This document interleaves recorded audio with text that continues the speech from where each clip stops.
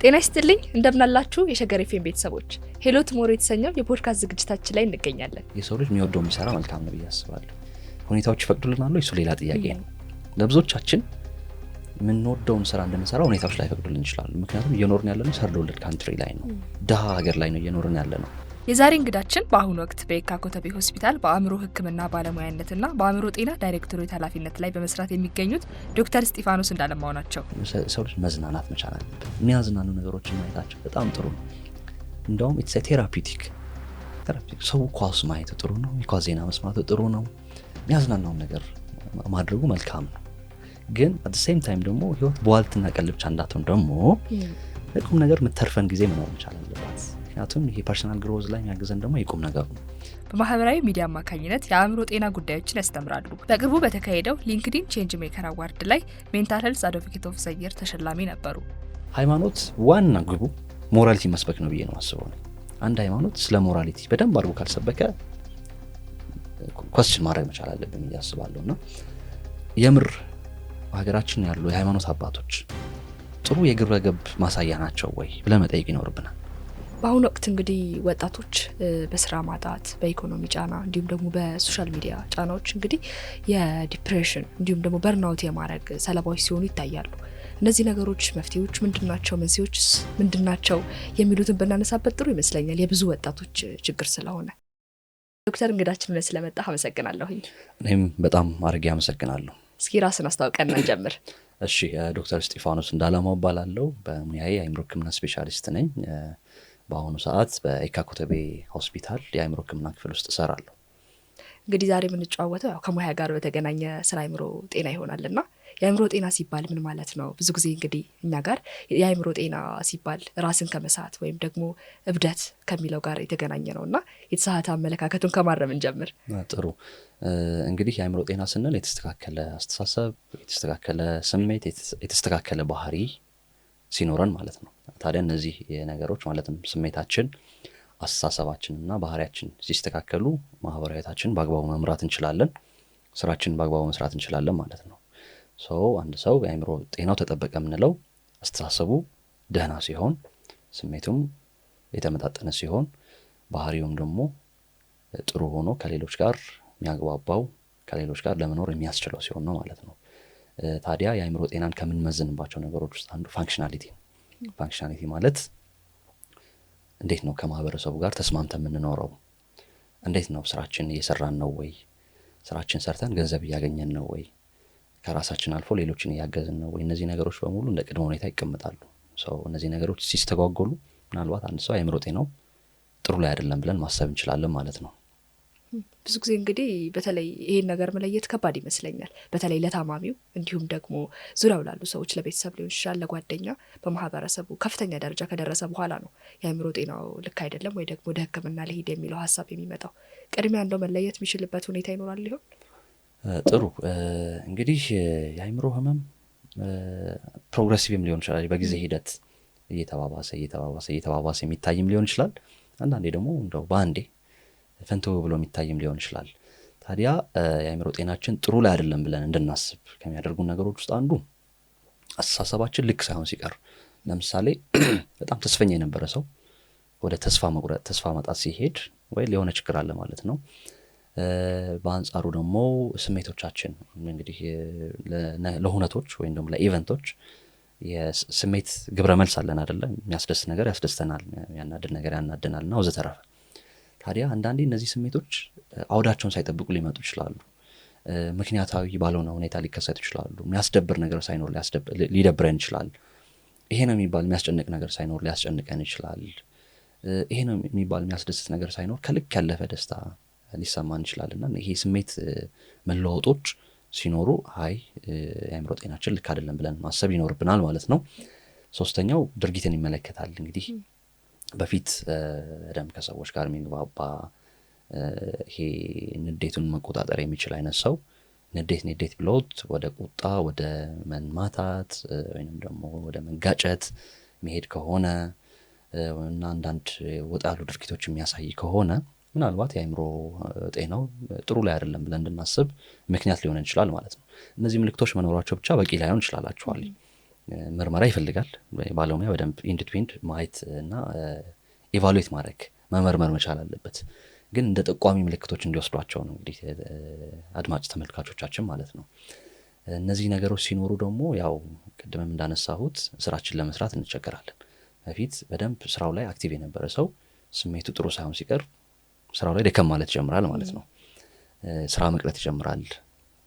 ቀጠሮዎች መሰረዝ ይጀምራል። ብቻውን መሆን የመፈለግ ነገር ሊኖር ይችላል። ማህበራዊ ህይወቱ መታመም ይጀምራል ማለት ነው።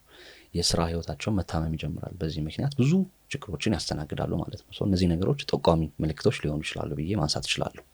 ብዙ ጊዜ እንግዲህ ደግሞ ምን ይነሳል እንግዲህ ባህላችን፣ ሃይማኖታችን የማህበረሰቡ እሴትም ጭምር ስለሆኑ ከአእምሮ ጤና ጋር የተገናኙ ነገሮች ሲሆኑ ይሄ ትንሽ ወደ ጸበል መውሰድ እንዲሁም ደግሞ ቡዳ ነው ልከፍት ነው እንደዚህ አይነት የሚሉ አይነት የመለየት ነገሩ ትንሽ አስቸጋሪም ይሆናል።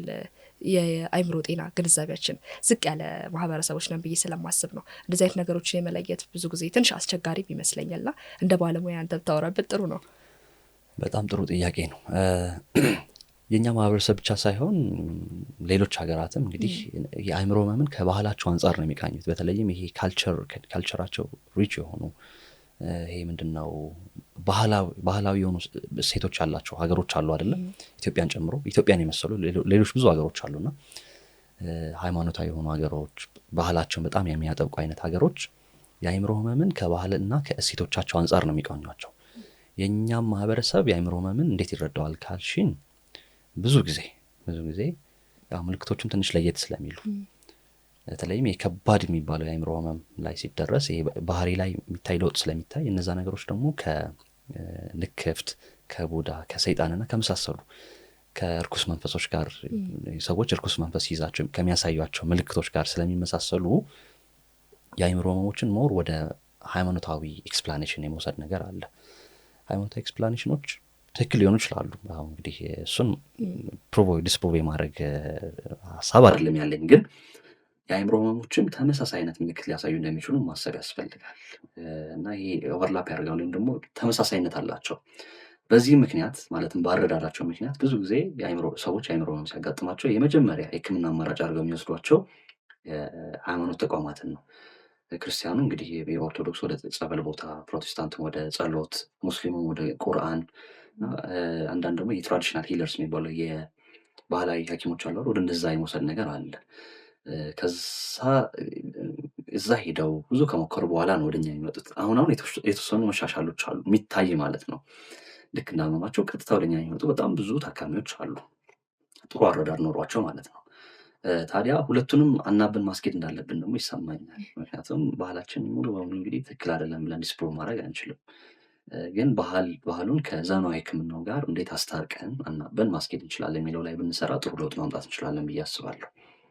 እንግዲህ እንዳነሳኸው የአእምሮ ጤና ጥልቅ ከመሆኑም የተነሳ ቶሎ ለመረዳት ምልክቶቹን ቶሎ ለማግኘት አስቸጋሪ ነገሮች አሉት።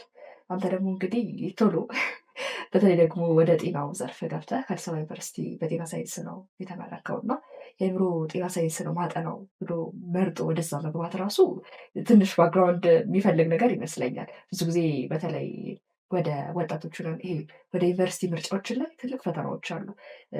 ለመምረጥ እንቸገራለን። እዚህ ነው ምገባው አለ፣ የራስ ፍላጎት አለ፣ ጓደኛ ተጽዕኖ አለ፣ ቤተሰብ ደግሞ አይሆንም ኢንጂነሪንግ ነው የምታጠናው የሚለው አለ። ያ ሁሉ ነገሮች በተለይ ደግሞ ትልቁንም ድርሻ የሚይዘው ደግሞ ፊልዱን ራሱ አንደርስታንድ የማድረግ ችግሮች አሉና እንዴት ወሰንክ? እንዴት አእምሮ ጤና ነው ማጠናው ብለህ ወደዛ ገባ? እንደ ማህበረሰብ ሐኪሞች እንደሆኑ ይበረታታል። ብዙዎቹ ሐኪም መሆን አለባቸው ተብሎ ተገብተው የገቡ አሉ። ብዙዎቹ ሳይሳካላቸው ይቀሩማሉ። እንደ እድል ሆኖ እኔ ሕክምና መማር ፍላጎቴም ነበር። ማህበረሰብ ደግሞ ሐኪም እንደሆን ፈለገ። ስለዚህ ሕክምናን ጆይን አደረግኩኝ። አንደርግራድ የተማርኩት ቅዱስ ጳውሎስ ሆስፒታል ሚሊኒየም ሜዲካል ኮሌጅ ነው፣ የመጀመሪያ ዲግሪዬም ማለት ነው በሜዲሲን። ታዲያ ያኔ ሜዲሲን በማጠናበት ጊዜ ለአእምሮ ሕክምና ልዩ የሆነ ፍላጎት ነበረኝ። በተለይም የቡክ ዲስከሽንም ነበረን እና የንባብ ኮርነር ነበረ። ታዲያ መጽሐፎችን ስናነብ ስለ ሰው ልጅ አእምሮ መጠየቃችን አይቀርም አይደለ? ስለ ሰው ልጅ አእምሮ የማወቅ ፍላጎትና ጉጉት አደረብኝ። አንድ ሁለተኛ ደግሞ የአእምሮ ሕክምና ባለሙያዎች ዶክተር ምህረት ደበበ፣ እነ ዶክተር ዳዊት ወንድማገኝ የጻፏቸውን መጽሐፎች የማንበብ እድሉም አጋጥሞኝ ነበር እና እዛ ላይ እንግዲህ የአእምሮ ሐኪሞች ምን እንደሚሰሩ የተወሰነ ግንዛቤ ፈጠረልኝ ማለት ነው። ስለዚህ የሩቅ ተመልካች አልሆንኩኝም። ነገርየውን ከመጽሐፍ መረዳት ቻልኩኝ። ከዛም ባሻገር ደግሞ የአእምሮ ሕክምና አታችመንት ነበር፣ የሳይካትሪ አታችመንት ማለት ነው። ያኔ አማኑኤል የመሄድ እድል ነበረን እና ያኔ በአታችመንት ወቅት የአእምሮ ህመም ያጋጥማቸው ሰዎች ሕክምና አድርገው ሊሻላቸው እንደሚችል የገባኝ መጣ። በተጨማሪም ደግሞ ይሄ ኮምፓሽን ወይም ደግሞ እዝነትም አደረብኝ ማለት። ስለዚህ እነዚህን ሰዎች ባግዛቸው አንድም ከሙያ አንጻር ትክክል ነው፣ ሁለትም ደግሞ ይሄ ውስጥ የሚፈልገው ነገር ነው ማለት ነው። እነዛን ሰዎች ማገዝ ችላም የተባለ ሙያ ስለነበረ እዛ ገብቶ ለውጥ የማምጣት ምንድነው ኦፖርቹኒቲ እንዳለ ማሰብ ቻልኩኝ። ስለዚህ በእነዚህ ምክንያቶች ነው እንግዲህ የአእምሮ ሕክምናን የመረጥኩት ማለት ነው። በኋላም ላይ በአዲስ አበባ ዩኒቨርሲቲ የጤና ሳይንስ ኮሌጅ ገብቼ የሳይካትሪ ትምህርቴን ወይም ደግሞ የአእምሮ ሕክምና ስፔሻሊቲ ትምህርቴን ተማርኩኝ ማለት ነው። በመማሪ በጣም ደስተኛ ነኝ በእውነቱ። የአእምሮ ሕክምናን ከሩቅ ሆነ እንደምናየው አይደለም። በጣም ደስ የሚል ሳይንስ ነው። ኒትራሊ ስለ ሰው ልጅ ማይንድ ነው የምናጠናው ማለት ነው። እነዚህ ረቂቋ ስለምትባሏ እንግዲህ በሕክምና ማይንድ አልናት። እንግዲህ ወደኛ እናምጣው ካልን ደግሞ ነፍስ ልንላት እንችላለን አይደለ? ስለ ነፍስ ነው ያጠናን ያለ ነው አይደለ? ረቂቅ የሆነች ነገር አለች ነፍስ። ስለዛ ማወቅና ማጥናት ደስ የሚል ነገር አለው ብዬ አስባለሁ። እነዚህ ምክንያቶች ናቸው ወደ አእምሮ ሕክምና እንድገባ ያደረጉኝ ለማለት ያክል ነው። ያው ፓሽኔትድ መሆንም ይጠይቃል። የምትፈልገውን ነገር ስትማር ብዙ ጊዜ ውጤታማ የመሆን ፕሮባቢሊቲው ከፍ ያለ ነው። እኔ የሰው ልጅ ከሚያገኘው ቁሳዊ ምንድነው ቁሳዊ ቫልዩ ባሻገር ስለ ሆቢው ወይም ደግሞ ምንድነው ስለ ተሰጥኦ ማሰብ መቻል አለበት ብዬ አስባለሁ። የሰው ልጅ የሚወደውን ቢሰራ መልካም ነው ብዬ አስባለሁ። ሁኔታዎች ይፈቅዱልናል፣ እሱ ሌላ ጥያቄ ነው። ለብዙዎቻችን የምንወደውን ስራ እንድንሰራ ሁኔታዎች ላይ ፈቅዱልን ይችላሉ። ምክንያቱም እየኖርን ያለ ነው ሰርድ ወርልድ ካንትሪ ላይ ነው፣ ድሃ ሀገር ላይ ነው እየኖርን ያለ ነው። ስለዚህ መብላት ወይም ደግሞ የጎደለ ሆዳችንን መሙላት መቻል አለብን። በዛ ምክንያት ብዙ ሰዎች ለገንዘብ ብለው የማይፈልጉት ሙያ ላይ ገብተው ሲዳክሩ የምናየው ማለት ነው። ቢቻል ግን አይዲያል ነው የሆነው የምንወደውን መንፈቅደውን ውስጣችን የሚያስደስተውን ነገር ብንሰራ እሱ ትክክለኛ የደስታ ምንጭ ነው ብዬ ማስብ። ያው ይሄ ደግሞ የሚመጣው ከትምህርት ምርጫ ላይ ይመስለኛል። በተለይ ደግሞ ተርኒንግ ፖይንት አለች 10ኛ ክፍል ላይ ናቹራል ሶሻል ብለህ ስትገባ ራሱ የምትለይበት ሁኔታዎች በጣም ብዙ ጊዜ ተማሪዎች ያው 9ኛ ክፍል ወይ ደግሞ የ10ኛ ክፍል ተማሪዎች የመረዳት ግንዛቤ ደረጃቸው ስለዚህ ነገሮች የሚኖራቸው ኢንፎርሜሽን ከቤተሰብ ወይ ደግሞ ከታላቅ እህትና ወንድሞች ነው። በደንብ ብዙ መረጃ አይኖራቸውም። ሶሻል በገባ የትኛውን ፊልድ መማር እችላለሁ፣ ናቹራል በገባ የትኛውን አገኛለሁ የሚሉ ነገሮችን በደንብ አይለዩም። እሱን ለይተው ቢያመልጡ እንኳን ወደ ዩኒቨርሲቲ ሲገቡ ዲፓርትመንት የሚመረጥበት ወቅት ላይ ከባድ ነገራቶች አሉ። የትኛው ያበላል የትኛው አያበላም በሚሉ ናቸው። የትኛው ስራ አገኝበታለሁ በወጣ የሆነ ዘመን ላይ በጣም ኢንጂነሪንግ በዝቶ ነበረ እንደምናስተውለው። የሆነ ዘመን ላይ ደግሞ አካውንቲንግ፣ ቢዝነስ ፊልዶች በሙሉ አገሪቷን አጥለቅልቀዋታል። አሁን ምን እንደሆነ አላውቅም። እና በየጊዜው እንደዚህ የሚነሱ ፊልዶች አሉ፣ የሚነሱ ነገሮች አሉ። እንዳልከው ግን ሰው ምርጫውን መርጦ ወይም ደግሞ ከኔ ጋር ይሄዳል እኔ ይሄ ስኪል አለኝ ብሎ ራስን አይደንቲፋይ አድርጎ መማሩ የተሻለ ይመስለኛል። ይሄ ከእውቀት ጋርም ይገናኛል እና ሰሞኑን ያንተ ጽሁፍም ፖስት ያደረከውን አይቻለሁኝና በተለይ አሁን ላይ የመማር ዋጋ እንደውም ስለ ምርጫ ወራን እኛ እንደውም ስለ ትምህርት ምርጫና አሁን ላይ ግን እንደውም ጆይን ማድረግ ራሱ አያስፈልግም ወደ ትምህርት የሚሉ አይነት ሀሳቢዎችን ብቅ ብቅ እያሉ ነው። እነሱ መቀጨት አለባቸው። በትክክል በነገራችን ላይ አንዲት ሀገር ጠንካራ ሀገር የምትሆነው በተማሩ ሰዎች መመራት ስትችል ነው። የተማሩ ሰዎች በተለያዩ ዲሲፕሊኖች ላይ መሳተፍ ሲችሉ ነው ብዬ አስባለሁኝ። እና ምክንያቱም መማር ማለት ዲግሪ መያዝ ብቻ አይደለም። በነገራችን ላይ ኔሴሰርሊ ይሄ ክፍሎችን መቁጠር ብቻ አይደለም። ክሪቲካል ቲንኪንግ ነው መማር ማለት። ነገሮችን ግራቀኝ ማመዛዘን፣ ነገሮችን ከተለያየ አንግል ማየት እንድንችል ያደርገናል። አለበለዛ ይሄ ፊት ለፊት ብቻ የምናይ አይነት ሰዎች ሆነን ይሄ ችግሮች ሲያጋጥሙ የምንቸገር አይነት ሰዎች ነው የምንሆነው። ታዲያ እኔም ትዝብቴን ያጋራሁት አንድ ቲክታክ ላይ እንግዲህ ካየሁት ጽሁፍ ተነስቼ ማለት ነው። ቲክታክ ላይ ሀሳቧን ሼር ያደረገችዋ ሴት ምን ትላለች? አለመማር ይሄን ያክል ፍሌክስ የሚያስደርግ ነገር ነው ያለች። ያ ትክክል ነች። አሁን ላይ አስተውለሽ ከሆነ የተማረ ሰው ላይ ሙድ ይያዝበታል። አንተ ተምረህ ምን አመጣ ምናምን። ያው አክቹዋሊ ፋይናንሻል ሪተርኑን ነው የሚያዩት ሰዎቹ። ምን አግኝተሃል፣ መኪና ገዝተሃል ወይ፣ ቤት ገዝተሃል ወይ የሚል አይነት ቅድመ ሁኔታዎችን ስለሚያስቀምጡ ይመስለኛል። ልክ ነው። እውቀት ተሽጦ እነዚህ አይነት ነገሮች ማምጣት መቻል ነበረበት፣ መሸጥ መቻል ነበረበት በሀገራችን ማለት ነው። ታዲያ በተለያዩ ምክንያቶች እውቀትን መሸጥ ማንችልበት አግባብ ተፈጠረ ማለት ነው። ይሄ ግን እውቀትን እንዳንፈልግ የሚያደርገን አይመስለኝም። እውቀት ፋይናንሻል ሪተርኑ ብቻ አይደለማ ዋና ግቡ። ከዛ ባሻገር ክሪቲካል ቲንኪንግ አለ፣ ማሰብ ማሰላሰሉ በራሱ የሚፈጥረው ጥሩ ነገር አለ። አኗኗራችን ላይፍ ስታይላችን ላይ የሚያመጣው ለውጥ አለ። ሲምፕሊ የተማረ ሰውና ያልተማረ ሰው ገንዘብ ኖሮት የተማረ ሰው እንዴት ገንዘቡን ማኔጅ እንደሚያደርግና ያልተማረ ሰው እንዴት ገንዘቡን ማኔጅ እንደሚያደርግ ማየት ነው አይደለ? ትልቅ ልዩነት ነው የምታየው። ይሄ እውቀት የፈጠረው ልዩነት ነው ማለት ነው። ስለዚህ መማርን ከቁሳዊ ፍላጎት አንጻር ብቻ ባናየው ከሚል ሀሳብ ያንን ጽሁፍ አጋራሁኝ ማለት ነው። እንደውም አንድ ቀልድ ሲቀር እናስታውስና ምናልባት ለመድረኩ ይመጥናል አይመጥንም አምናት ሹር፣ ግን ሁለት ሰዎች ናቸውና አንደኛው ምንድነው 8ኛ ክፍል ወይ እንደዛ አካባቢ አንደኛው ይወድቃል።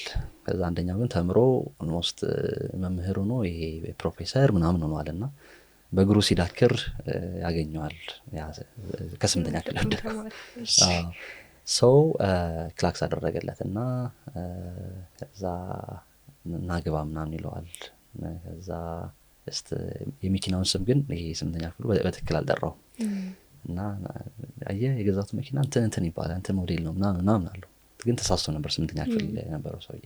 አይ ይሄ ሞዴል እኮ እንደዚህ ነው ብሎ ሊያርመው ሞከረና አንተ ትጠራዋለህ እኔ እነዳዋለሁ አለውና እንደዚህ አይነት ቀልድ ይመስላል አይደለ? በጣም ግን ስለ ማህበረሰባችን የሚናገረው ነገር አለ።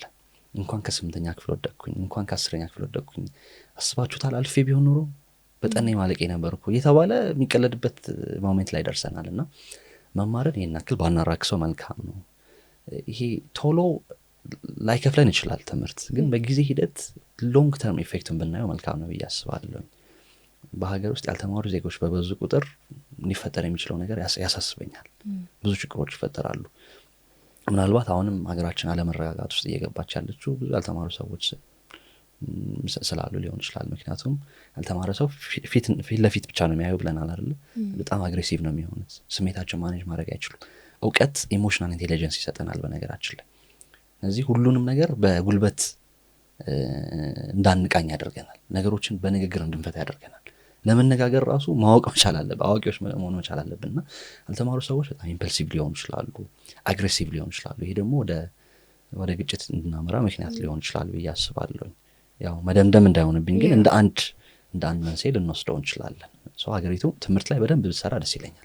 ያው በደንብ በተለይ አሁን እቺ ቀልድ መስላ ያለችዋ መልእክት በደንብ ይሄ በየቀኑ የምንሰማው ነገር ነው። ከጓደኞቻችንም እንዲሁም ሶሻል ሚዲያው ላይ በደንብ ይዘዋወራል እና እቺ አሁን ላይ ምን ሆኗል፣ በአቋራጭ ማደግ በአቋራጭ መበልጸግ የሚሉት ነገሮች እንግዲህ ያው ቲክቶክ ላይ እነዚህ በተለይ ዲጂታሉ ላይ በደንብ ይዘዋወራሉ፣ በደንብ እናያለን። እና አሁን ላይ የትምህርት ውጤት ወይም ደግሞ በትምህርት የምንሄድበት መንገድ እንዳልከው አንተም በጣም ረጅም ጉዞ ነው። ቶሎ ምናልባት ላይታደግበትም ይችላል። ሰውነትህን ብቻ ጠብቀህበት ልትኖር ትችላለህ። እና ያኛው ግን በአቋራጭ የመምጣት ነገሮች፣ በአቋራጭ የማካበት ነገሮች ወደ ግብረ ገብነታችንን እንድናጣ ሁሉ እያደረጉን ነው የሚመስሉት። እና ስለ ሞራሊቲ ስለ ገብረ ገብነት ደግሞ ብናወራ በደንብ ጥሩ ይመስለኛል። ከዚህኛው ሀሳብ ጋር እያይዘ ነው። በጣም ጥሩ። ሞራሊቲ በጣም ወሳኝ ጽንሰ ሀሳብ ነው ብዬ የማስበው።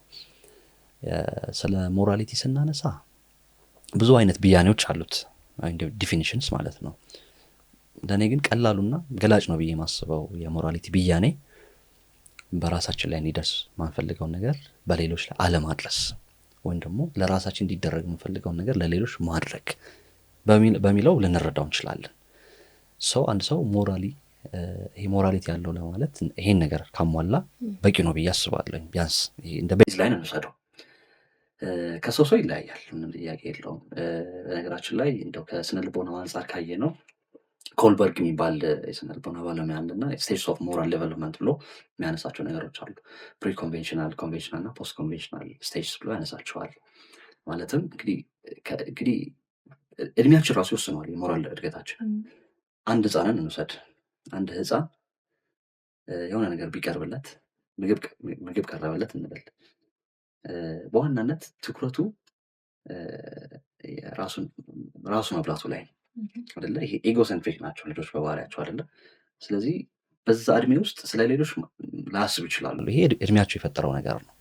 ግን እያደግን ስንመጣ ከኛ ውጭ ሌላ ሰዎች እንዳሉ መረዳት እንጀምራለን።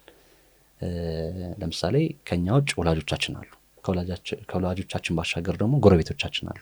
ከዛ ባሻገር ሶሳይቲ አለ። ከዛ ሀገር አለች። ከዛ ዓለም አለ እያለን እንሄዳለን። ከዛ ዩኒቨርስ አለ እያለን እንሄዳለን። ይሄን ለመረዳት እድሜያችን በጣም ወሳኝ ነገር ነው። አብሮ የሚፈጠር ነገር አይደለም ለማለት ያክል ነው። የሞራሊቲ የሚባለው ነገር አብሮ የሚፈጠር ነገር እንዳልሆነ መናገር እችላለሁ። ታዲያ በዚህ የሞራል እድገት ውስጥ ወሳኝ ሚና የሚጫወቱ አካላት አሉ። የመጀመሪያዎቹ ወላጆች ናቸው። የመጀመሪያዎቹ የሞራሊቲ ምንጮች ወላጆች ናቸው። እነዚህ ወላጆቻችን በደንብ ቀርጸው ካሳደጉን ሞራሊቲያችን ጥሩ ይሆናል ማለት ነው። ከዛ ጎረቤቶቻችን ናቸው። አሁን ላይ አክቹዋሊ የጎረቤቶቻችን ሚና በጣም እየቀነሰ መጥቷል። ምክንያቱም ይሄ የሶሳይቲ አለ፣ ይሄ አብሮ የመኖሩ ነገር፣ አብሮ የመብላት አብሮ የመጠጣቱ ነገር እየቀነሰ ስለመጣ በብዙ ምክንያቶች ሰው ጠዋት ወጥቶ ማታ ነው የሚገባው እና ምስ ደክሞት ነው የሚገባው። ያለንንም ጊዜ በአግባቡ የተጠቀምን ላይሆን ይችላል። በተጨማሪም ደግሞ ይሄ የመጠራጠሩ ስብረስ የመጠራጠሩም ነገር አለ አይደለ? እከሌ እንደዚህ ነው፣ እከሌ ሌላ እምነት ነው ያለው፣ እከሌ ሌላ ብሔር ነው ያለው የሚለው አይነት ነገርም አለ። እንደዛም ነው። ግን ይሄ ሁሉ ችግር ሳይበግራቸው አብሮ የሚኖሩ ደግሞ በጣም የተቀደሱ ሰዎች አሉ። የተወሰነ ግን መሸርሸሩ ስላለ ነው ማንሳት የፈለግኩት። እነዚህ የጎረቤቶቻችንም የሞራሊቲ ምንጮች ናቸው። ከዛ ከፍ ስንል ደግሞ ሰፈሩ፣ ሀገሩ እያለን እንሄዳለን አይደለም። ከዛ ግን የሃይማኖት ተቋማት ወሳኝ ሚና አላቸው። ሃይማኖት ዋና ግቡ ሞራሊቲ መስበክ ነው ብዬ ነው አስበው። አንድ ሃይማኖት ስለ ሞራሊቲ በደንብ አድርጎ ካልሰበከ ኮስችን ማድረግ መቻል አለብን ብዬ አስባለሁ። እና የምር በሀገራችን ያሉ የሃይማኖት አባቶች ጥሩ የግብረ ገብ ማሳያ ናቸው ወይ ብለን መጠየቅ ይኖርብናል። አሉ ጥሩ የሃይማኖት አባቶች አሉ። ግን ብዙዎቹ የሚሰብኩትን ነገር እየኖሩት አይደለም ብለን መናገር እንችላለን። በዚህ ምክንያት እንግዲህ የማህበረሰባችን የሃይማኖት አባቶችን ለመስማት እያመነታ ነው ማለት ነው። በፊት እኮ የሃይማኖት አባት አታርግ ካለን እንቀበለው ነበራል ያለምንም ማመንታት። አሁን ግን በግራ ጆሮአችን ሰምተን በቀኝ ጆሮአችን ነው የምናስወጣው። ምክንያቱም ሞዴል ለማድረግ የሚያስቸግሩ አይነት ሰዎች ስለሆኑ የሚሰብኩትና የሚኖሩት ነገር በጣም ስለተቃረን ኮንፊውዝድ ሆነናል ማለት ነው። ሰው የሃይማኖት ተቋማት ቢያውቁበት ጥሩ የሞራል ምንጭ መሆን ይችላሉ። መንግስትም የሃይማኖት ተቋማትን በደንብ ይጠቀምበት ብዬ እመክራለሁ። የሃይማኖት ተቋማትም ራሳቸውን ቢፈትሹ መልካም ነው ብዬ አስባለሁ። ስለዚህ የእነዚህ ነገሮች ድምር ውጤት ነው ማለት ነው ሞራሊቲ። ክፉና ደጉን እንድንለይ፣ ጥሩን እንድናደርግ፣ መጥፎን እንድንተው ምክንያት የሚሆኑ እነዚህ አካላት ናቸው። እንደውም የሸገር ኤፍኤም አንድ ሞቶ አለ አይደል? ደጉን እንስራ መልካምነት መልሶ ይከፍለናል የሚል ጥሩ ሞቶ አለ። ለእኔ በጣም ትልቅ ትምህርት የሰጠኝ ሞቶ ነው። እና መልካምነት ለራስ ነው የሚለውን ነገር በደንብ ሊያስተምሩን ይገባል የሃይማኖት ተቋማት ብዬ አስባለሁ። በደንብ እንግዲህ ጥሩ ሀሳቦችን ነው ያነሳ ነው። እና ይሄ በተለይ ከሞራሊቲ ጋር በተገናኘ አሁን ላይ ያሉ ደግሞ መልካምና ደግ ሰዎች አሉና እነሱ እንዲበዙልን፣ እነሱ ተጠብቀው እንዲሄዱ ብዙ በተለይ ደግሞ አሁን ሶሻል ሚዲያው ታናናሾቻችንን በደንብ ይጠቀሙበታል። ወጣቶች እጅ ላይ በደንብ ነው ያለውና ለሁሉም ሰው ተደራሽ ነው ይሄ ነገርና አራያ የሚሆን ሰው መምረጥ፣ እነዚህ ማንን እከተላለሁ የሚለውን ነገር ማየት፣ እነዚህ ሮል ሞዴል የሚሆኑ ሰዎች በደንብ ያስፈልጋሉ። አሁን ላይ ልጆች እንግዲህ ቅድም ስለ ትምህርት አንስተናል፣ እያዩ ነው እንግዲህ ቲክቶክ ላይ ገሌ እንደዚህ ሆናለች፣ እሷ መሆን ፈልጋለሁ፣ እንትን ማለት ፈልጋለሁ፣ ትምህርት ምን ያደርጋል የሚሉ ነገሮች እየመጡ ያሉት። እንዲሁም ደግሞ እነዛ ሰዎች በምን አይነት መንገድ ያንዝና እንዳገኙት ሲመለከቱ ደግሞ እንደዚህ ግብረ ገብነታቸውን አጥተው ሞራላቸውን ሽጠው እንደዚህ ባደርግ ኦኬ፣ እንዲህ ቪዲዮ ብሰራ፣ ወጥቼ ብሳደብ፣ ወጥቼ እንደዚህ አይነት መልእክት ባስተላልፍ እንዲህ መሆን እችላለሁ ማለት ነው ወደሚል አይነት ሀሳብ የሚሄዱ ነው። እና ይሄ ነገር ከስሩ እንዲቀጭ ወይ ደግሞ እንዲስተካከል ምንስ ማድረግ አለብን? ችግሮቹን በደንብ ስላነሳናቸው የመፍትሄ ሀሳቦችንም ብንዳስስ ጥሩ። እንግዲህ ኃላፊነቱ የሁላችንም ነው። እንደ ግለሰብ ሁላችንም ኃላፊነት እንዳለብን መረዳት ያስፈልጋል። ወላጅ እንደ ወላጅ ልጆቹን በስርዓት ማሳደግ መቻል አለበት። ምክንያቱም ልጆች እንግዲህ የሰጠናቸውን ነው ይዘው የሚያድጉት። ልጆች እንደ ችግኝ ናቸው። ችግኝ ደግሞ ውሃ ይፈልጋል፣ ማዳበሪያ ይፈልጋል፣ ጥሩ አፈር ይፈልጋል፣ መኮትኮት ምናምን ይፈልጋል፣ ፀሐይ ይፈልጋል።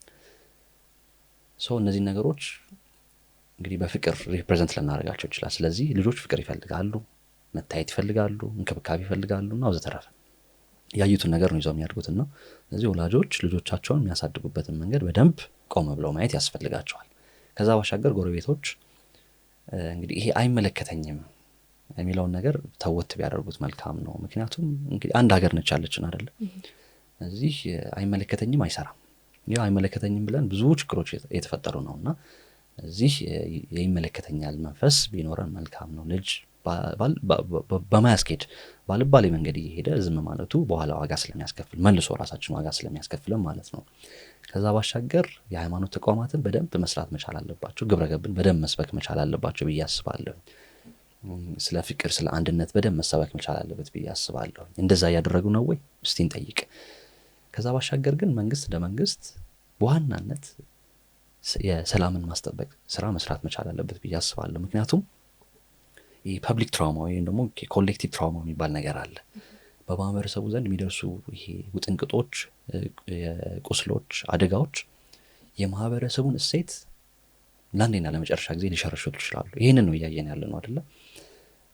እንደዚህ አይነት የሞራሊቲ እሴቶች እንዳይሸረሸሩ ሰላምን ማስጠበቅ መቻል አለብን። ሰላም ከተጠበቀ ሰው ተረጋግቶ ስለ ሞራል እሴቶች ማሰብና መገንዘብ ይችላል ብዬ አስባለሁኝና ስለዚህ እንደው ጠቅለል ስናደርገው ሁላችንም የራሳችን ሚና አለን። አንድ የዶክተር ዳዊት ወንድማገኝ ሀሳብ አለች በደንብ ይሄንን አጠናክራ የምትገልጽ ብዬ አስባለሁ። ሁላችንም የራሳችንን ስራ ጥንቅቅ አድርገን ብንሰራ ብዙ ነገሮችን መፍታት እንችላለን። እኔ እንደ ሐኪምነቴ፣ አንቺም እንደ ጋዜጠኝነትሽ፣ ሌሎችም እንደየሙያቸው የራሳቸውን ሚና ጥንቅቅ አድርገው ከሰሩ ብዙ ነገሮችን መፍታት እንችላለን ብዬ አስባለሁ። በደንብ እኔ ለኛ ማዋጣት ይችላል። ልክ ነው። አዎ እንግዲህ ቅድምም እንደነገርከን በተለይ ደግሞ ወደዚህ ወደ አእምሮ ጤና ሳይንስ ውስጥ ገባ እንግዲህ የማንበብ ልምዶች እንደነበሩ አይተናልና እሱ አድጎ ይመስለኛል አሁንም በማህበራዊ ሚዲያ ላይ መተህ እንዲህ የመጽሐፍት ውይይቶችን እንዲሁም ደግሞ በተለያዩ ሀሳቦችን በየጊዜው እያነሳ የተለያዩ ሶሻል ሚዲያዎች ላይ ሀሳብህን የምታጋራው የአእምሮ ጤና ላይ ግንዛቤዎችን ለመፍጠር እየሰራ ያለውና በቅርቡም በተካሄደው እንግዲህ በሊንክዲን ቼንጅ ሜኪንግ አዋርድ ላይ የአመቱ እንግዲህ ሜንታል ኦፍ አድቮኬት ኦፍ ዘየር ላይ እንግዲህ ተሸላሚ ሆነሃልና እሱንም እንግዲህ እናንሳው እስኪ። በተለይ ማህበራዊ ሚዲያው አሁን ሊሚቴሽን የለበትም፣ ለሁሉም ተደራሽ ነውና ከመድረስ አንጻር እንዲሁም ደግሞ ወጥቶ እዛ ላይ ከማስተማር አንጻር ወጣቶችን ከማግኘት ከሱ አንጻር ምን ይመስላል? ጥሩ እንግዲህ አንድ ነገር ሙሉ በሙሉ ጥሩ ወይ ደግሞ ሙሉ በሙሉ መጥፎ ብሎ መፈረጅ ተገቢ ነው ብዬ አላስብም። ሶሻል ሚዲያውም ጥሩም ጎን አለው መጥፎም ጎን አለው። ላወቀበት በሁለት በኩል የተሳለ ሰይፍ ነው ብለን መውሰድ እንችላለን። በአንድ በኩል ምግባችን ኩክ ማድረግ የምንችልበት ሰይፍ ቢላ ሊሆንልን ይችላል። አት ሴም ታይም ደግሞ ችግሮችን የሚፈጥር ቢላ ሊሆን ይችላል ማለት ነው። ቢላ እንግዲህ ለጥሩ ነገርም እንጠቀምበታለን ለመጥፎም እንጠቀምበታለን ለማለት ያክል ነው። ሶሻል ሚዲያ ላይ ብዙ ሰዎች ሰርተው ተለውጠው አይተናል። ለእነሱ ትልቅ ክብር አለኝ።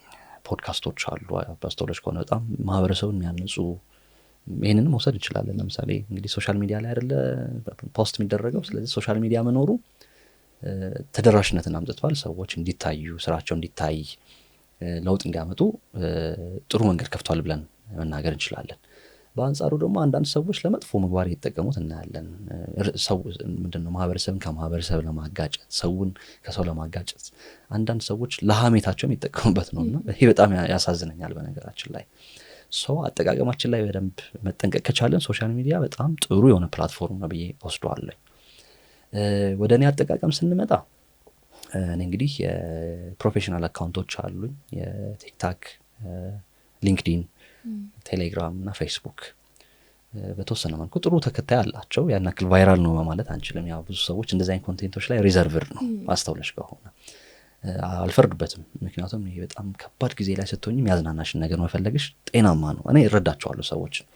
ግን ደግሞ በተረፈችን ጊዜ አንዳንድ ቁም ነገሮችን ብንሰማ ደግሞ መልካም ነው ብዬ ማሳሰብ ፈልጋለሁ እና እዚህ አጋጣሚ ፎሎ ቢያደርጉኝ ደስ ይለኛል። በእነዚህ የሶሻል ሚዲያ ፕላትፎርሞች ምንድነው ማደርገው የኦንላይን ዲስከሽኖችን የቀጥታ ውይይቶችን ማለት ነው አዘጋጅና ሰዎች ጆይን ያደርጋሉ፣ ጥያቄ ይጠይቃሉ። እኔም ደግሞ አጠር ያለች በመረጥናት ሀሳብ ላይ ገለጻ አድርግላቸዋለሁ ማለት ነው። እንደዚህ እያለን እንግዲህ ከ20 በላይ የላይቭ ውይይቶችን አዘጋጅተናል። ግብረ መልሱም ደህና ነው። የተሳታፊ ቁጥር መለስተኛ ነው፣ በቂ ነው። የኔ ዓላማ ምንድን ነው? አንድም ሁለትም ሰው ቢሆን ለውጥ መፍጠር ከቻልኩኝ ያ ሰው ደግሞ ያንን ለውጥ ማስቀጠል ይችላል ብዬ አስባለሁኝ። እና ይህንን ጥረቴን ያዩ የሊንክድኢን ቼንጅ ሜከርስ አዋርድ አዘጋጆች እንግዲህ አመቱ የአእምሮ ጤና በግንዛቤ ማስጨበጥ ዘርፍ ወይም ደግሞ ሜንታል ሄልዝ አድቮኬሲ ዘርፍ ተመርጠሃል ብለው እንግዲህ ሸልመውኛል ማለት ነው። ስለ ሽልማቱ እንግዲህ በጣም አመሰግናለሁ። ያው እንደዚህ አይነት ሽልማቶች ደግሞ በተለይ ደግሞ ቅድም በደንብ አንስተኸዋልና ይሄ ምናየው ነገር በተለይ እንደዚህ አዌርነስ ላይ የሚሰሩ ነገሮች፣ ለውጥ ለመፍጠር የሚሰሩ ነገሮች፣ ሲሪየስ የሆኑ ጉዳዮች በሶሻል ሚዲያው ላይ ብዙ ተከታይ ወይ ደግሞ ብዙ እይታ የላቸውም። ከዛ ይልቅ ቀልዶቹ፣ ሳቅ ጨዋታዎቹ ይበዛሉና እንደዚህ አይነት ነገሮችን ራሱ አይቶ መርጦ ይሄ ጥሩ ነው ብሎ ማበረታታትም ትልቅ ነገር ነው። እኛም እናመሰግናቸዋለን። መልካም። እዚህ ጋር ሳርሰው አንድ የሆነ መድረክ ላይ ቲንክ የአእምሮ ጤና ቀን የተከበረ ነውና አንድ ግለሰብ አውት ኦፍ ኪዩሪዮሲቲ ሊሆን ይችላል፣ ትክክል ነው።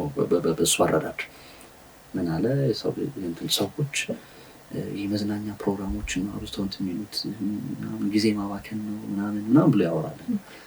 ያኔ አንድ ሀሳብ መጣልኝ። ያው ህይወት ሲሪየስ ነገር ብቻ አይደለችም። ሰው ልጅ መዝናናት መቻል አለበት። የሚያዝናኑ ነገሮችን ማየታቸው በጣም ጥሩ ነው። እንደውም ኢትስ ቴራፒውቲክ።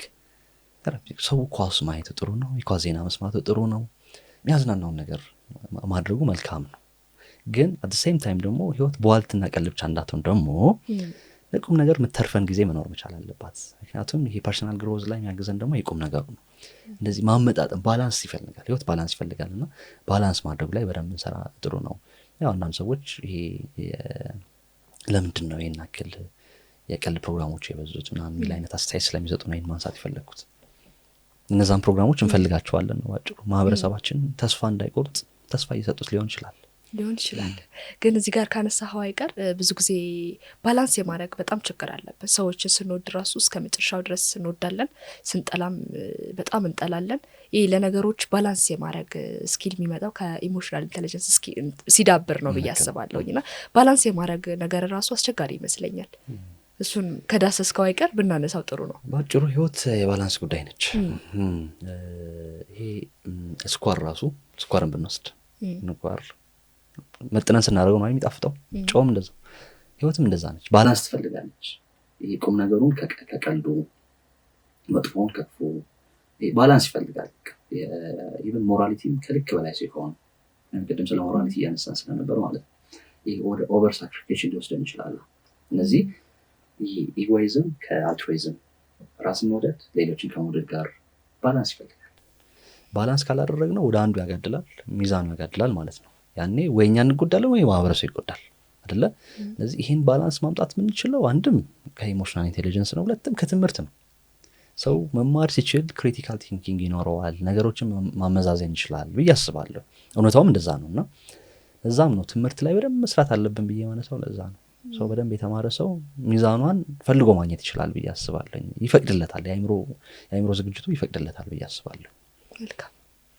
በአሁኑ ወቅት እንግዲህ ወጣቶች በስራ ማጣት፣ በኢኮኖሚ ጫና እንዲሁም ደግሞ በሶሻል ሚዲያ ጫናዎች እንግዲህ የዲፕሬሽን እንዲሁም ደግሞ በርናውት የማድረግ ሰለባዎች ሲሆኑ ይታያሉ።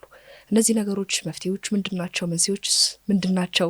የሚሉትን ብናነሳበት ጥሩ ይመስለኛል፣ የብዙ ወጣቶች ችግር ስለሆነ።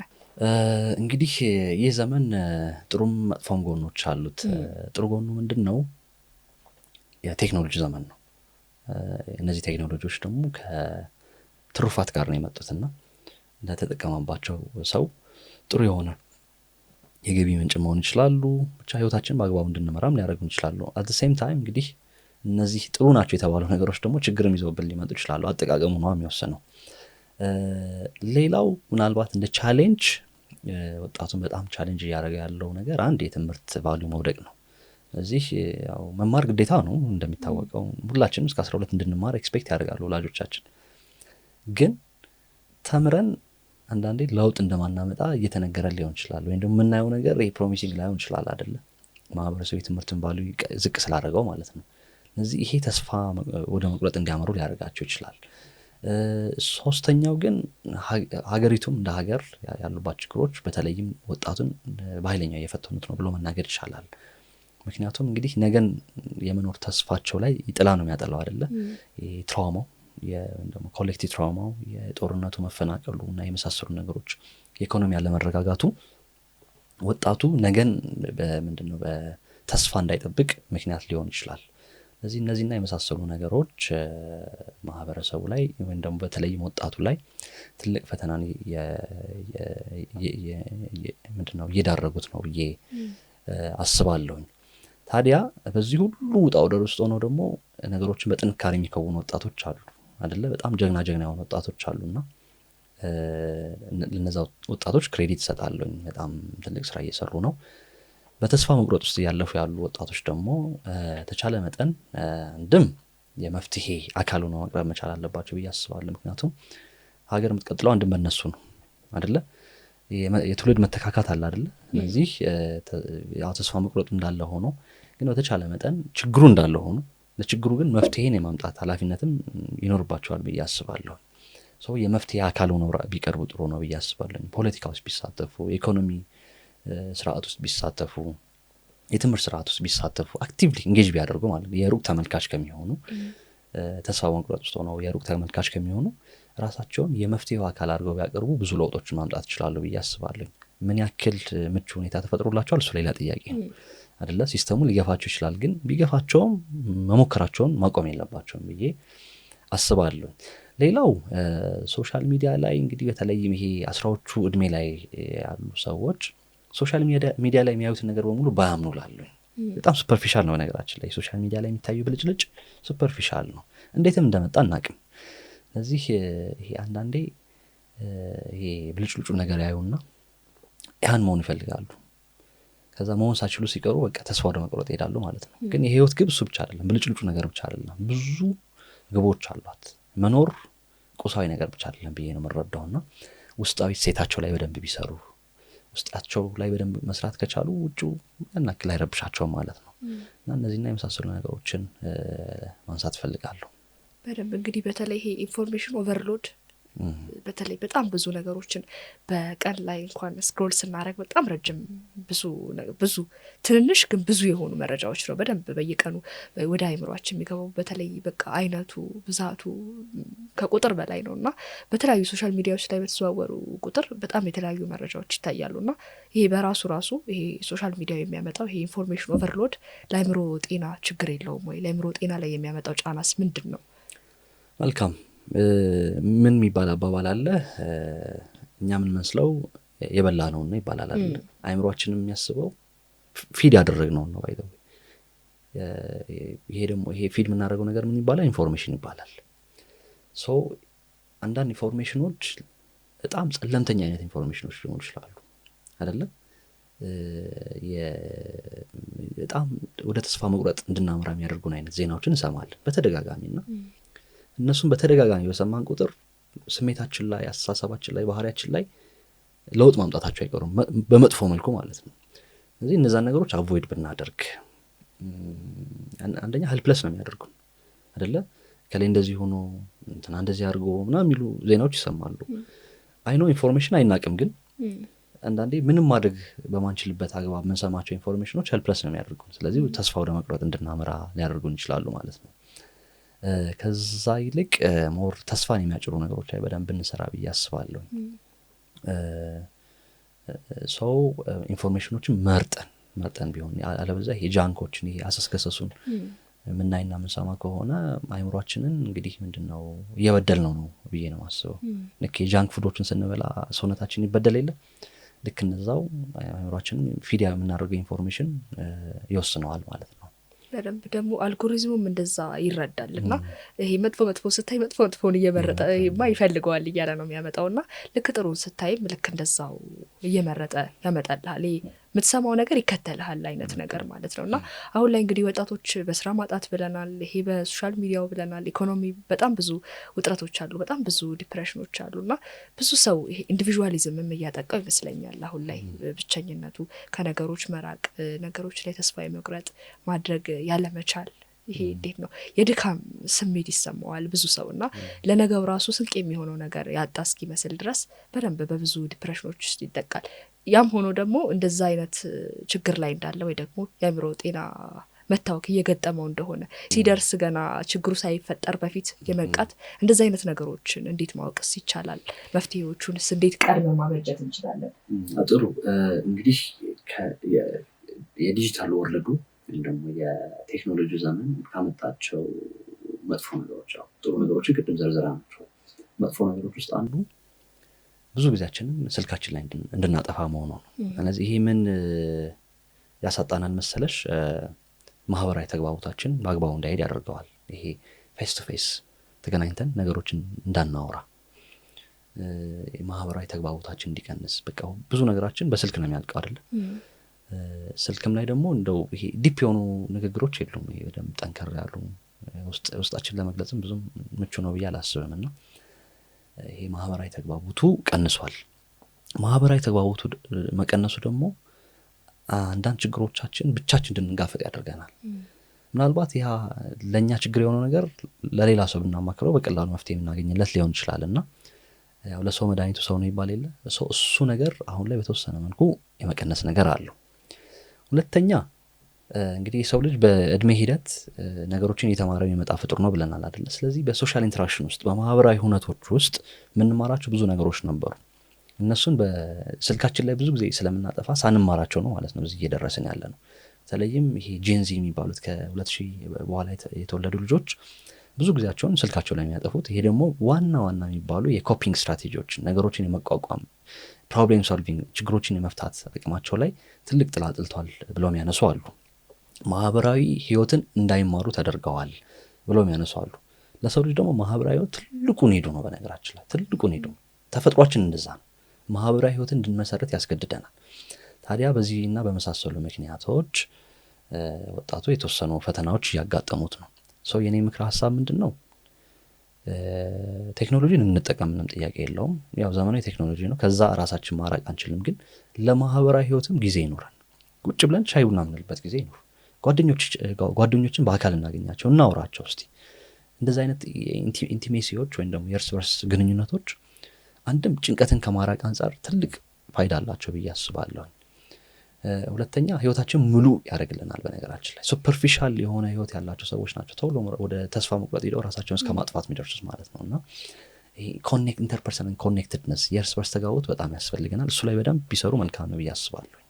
እሺ፣ ያው ዛሬ እንግዲህ በደንብ ወጣቶች ላይ ነን እየቆየን ያለ ነው እና አሁን ላይ ብዙ ነገሮች ተደበላልቋል ማለት ይቻላል። ይሄ ራስ ወዳድነት የምንለው ሀሳብ፣ ራስን መውደድና ራስ ወዳድነት፣ ኮንፊደንስ እና ይሄ ኦቨር ኮንፊደንስ የሆኑ ነገሮች ብዙ ነገር ቅድምም በመሀል በሀሳብ አንስተዋል። ባላንስ የማድረግ ነገር እና ኦቨር የሚል ቃል ያላቸው ነገሮች በሙሉ ትክክል አይደሉም ብዬ ነው ማምነው እኔ። እና ብዙ ነገራችን ተምታቷል። አንዳንድ ሰዎች በጣም ራሴን ወዳለው ለራሴ ክብር ያለኝ ሰው ነኝ ምናምን ይላሉ። በተቃራኒው ግን ያ ነገር ያም መሆን እንዴት ነው የሚባለው? ዲፊኒሽኑ ራሱን ሆኖ አይገኝም። ሰው ነኝ እንላለን ግን ሰው አይደለንም አይነት ሀሳቤ ማለት ነው። እና እነዚህ ነገሮችን እንዴት ማስታረቅ አለብን?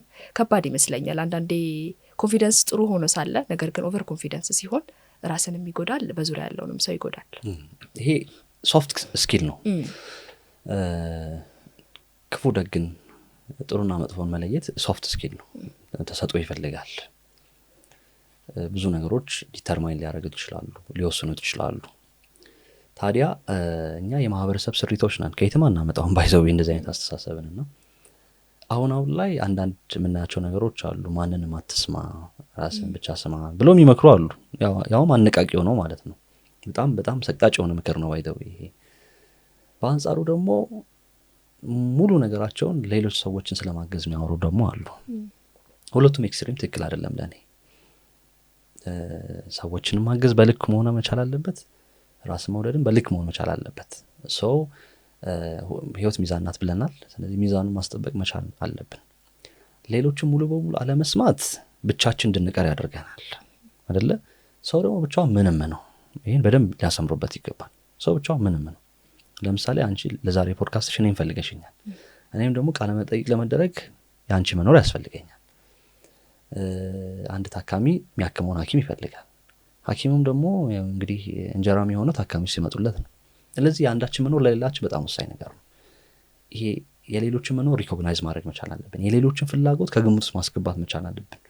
በእያንዳንዱ አክሽናችን ውስጥ በእያንዳንዱ ድርጊታችን ውስጥ የሌሎችን ሀሳብና ፍላጎት መጠየቅ መቻል አለብን። ከዛ ግን ሚዛኑን እንሰራዋለን። በዛ ሚዛን የመዘነው ነገር ነው ብዙ ጊዜ ትክክል የሚሆነው ማለት ነው።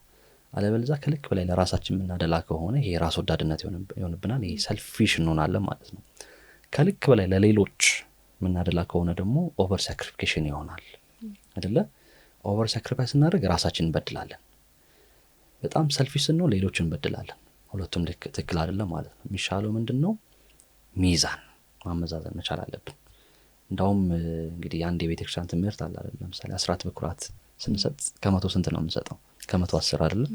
እንግዲህ ፈጣሪ እኮ ከመቶውን ስጡኝ ማለት ይችል ነበር፣ ግን ለኛ እንደሚያስፈልገን ያውቃል ማለት ነው። ስለዚህ ከመቶ 10 ነው የጠየቀን። ስለዚህ ለሌሎች ስናደርግም በልኩ መሆን መቻል አለበት።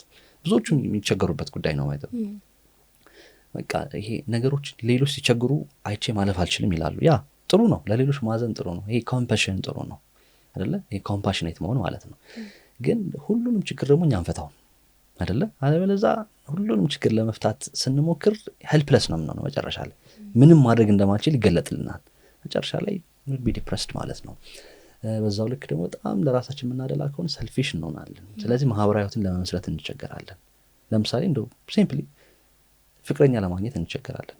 ምክንያቱም ምንድነው ወደ ፍቅር ስንገባ ከሌላ ሰው ጋር ኢሞሽናል ኮኔክሽን እየፈጠርን ነው አይደለ? ለራሳችን የምናደላ ከሆነ በምን እዳዋ ነው አብራ የምትሆነው ወይም ደግሞ በምን እዳው ነው አብሯት የሚሆነው? ስለዚህ ይሄ ባላንስ ይፈልጋል የሚለውን በደንብ ማጠናከር ያስፈልጋል ማለት ነው። በደንብ ባላንስ እያደረግን ብዙ ነገሮችን ስንሄድ የአእምሮ ጤናችንን መጠበቅ እንችላለን። ከባላንስ ውጪ ወይም ደግሞ ሌሎች ነጥቦች መነሳት ከቻሉ የአእምሮ ጤናን ለመጠበቅ ምን ምን ነገሮች መደረግ አለባቸው? ሀሳባችን እያጠቃለልን ስለሆነ እሱንም እናንሳ። በጣም ጥሩ። እንግዲህ የአእምሮ ህመም መንስኤዎቹ ብዙ ናቸው። አንዳንዶቹ ባዮሎጂካል ኦሪጂን አላቸው፣ ማለትም ስነ ህይወታዊ መንስኤ ማለት ነው። ይሄ ልንቀይራቸው ማንችላቸው ሊሆኑ ይችላሉ። ለምሳሌ በዘረመል ተጋላጭ ልንሆን እንችላለን። የጄኔቲክ ፕሪዲስፖዚሽን ይባላል ማለት ነው። እነዚህ ነገሮችን መቀየሩ አስቸጋሪ ሊሆን ይችላል። ግን ፕሪዲስፖዚሽኑ ቢኖር ተጋላጭነቱ ቢኖርም ግን የአእምሮ ህመሙ እንዳይከሰት ማድረግ እንችላለን። አንዳንዶች ደግሞ ተጋላጭነቱ ምናልባት ጄኔቲክስ ሳይሆን ሌላ ነገር ሊሆን ይችላል። ሰው በጥቅሉ የአእምሮ ጤናችንን ከመጠበቅ አንጻር እኛ ማድረግ የምንችላቸው ነገሮች ብዙ አሉ። ለምሳሌ ራሳችን ከሱስ ማራቅ ሊሆን ይችላል። ብዙ ሰዎች ሱሶችን እንደ ችግር መፍቻ ወይም ደግሞ እንደ መቋቋሚያ እንደ ኮፒንግ ስትራቴጂ ወስዷቸውና ግን ሌላ ችግር ይወልድባቸዋል ማለት ነው። ሱስ በጥናትን በተረጋገጠ መሰረት ለብዙ የአእምሮ ጤና ችግሮች አጋላጭ ምክንያት ነው። አባባሽም ሊሆን ይችላል።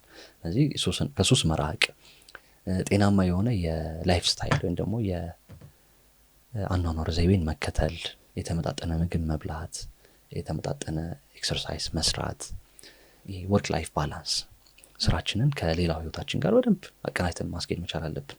አንዳንድ ሰው ስራው ላይ ብቻ ያተኩራል። ህይወት ግን ስራ ብቻ አይደለችም። በነገራችን ላይ ያ መስራት መቻል አለብን። ግን ሲግመንድ ፍሮይድ ምን ይላል? የሰው ልጅ 2 መሰረታዊ ፍላጎቶች አሉት፣ መስራት መቻልና መወደድ መቻል ይላል። ስለዚህ ማህበራዊ ህይወት ያስፈልገናል እያለ ነው። ማህበራዊ ህይወት ቢኖረን የአእምሮ ጤናችን መጠበቅ እንችላለን። በነገራችን ላይ ኢቨን በትራውማ ውስጥ የሚያልፉ ሰዎች ይሄ ማህበራዊ ህይወታቸው የተስተካከለ ከሆነ ቶሎ ሂል ያደርጋሉ፣ ቶሎ ከዛ ትራውማ መውጣት ይችላሉ። እና ማህበራዊ ህይወትን እንደው ዝቅ አድርገን ባናየው በጣም ወሳኝ ነገር ነውና ማህበራዊ ህይወትን ብንመሰርት መልካም ነው። ከዛ ባሻገር የዜናዎች ላይ እና ሶሻል ሚዲያ ላይ የምናያቸው ነገሮች በደንብ መራጮች መሆን መቻል አለብን። አለበለዚያ አሰስገሰሱን ያስገባን ራሳችን ላይ ችግር እንዳንፈጥር ማለት ነው። እንደዚህ ያለን ብዙ ነገሮችን ማንሳት እንችላለን። ይሄ እንደ ፕራይመሪ ፕሪቬንሽን ይወሰድልኝ ወይም ደግሞ ነገሩ ከመከሰቱ በፊት የምንከላከልበት መንገድ ነው። ከተከሰተ በኋላ አንዳንድ ምልክቶችን ስናይ እንደ ድብርት፣ እንደ ጭንቀት፣ እንደ ባህሪ መቀየር እና የመሳሰሉ አይነት ምልክቶችን ስናይ ደግሞ በጊዜ ወደ ሕክምና ተቋማት መሄድ እሱም እንደ መከላከል ነው። በነገራችን ላይ ምንድነው የምንከላከለው? የከፋ ደረጃ ላይ እንዳይደርስ ማለት ነው። ሳይቃጠል በቅጠል እንደሚባለው። ስለዚህ ይህ ሰከንደሪ ፕሪቬንሽን ይባላል። ስለዚህ መድኃኒቶች ከታዘዙ መድኃኒቶችን በአግባቡ መውሰድ፣ የስነ ልቦና ባለሙያን ማማከርና የመሳሰሉ ነገሮች እንዳይባባሱ ሊያደርግ ይችላል ማለት ነው። እነዚህና የመሳሰሉ የመከላከያ አማራጮችን ማቅረብ እንችላለን። እሺ አመሰግናለሁ ዶክተር። እሺ እኔም አመሰግናለሁ።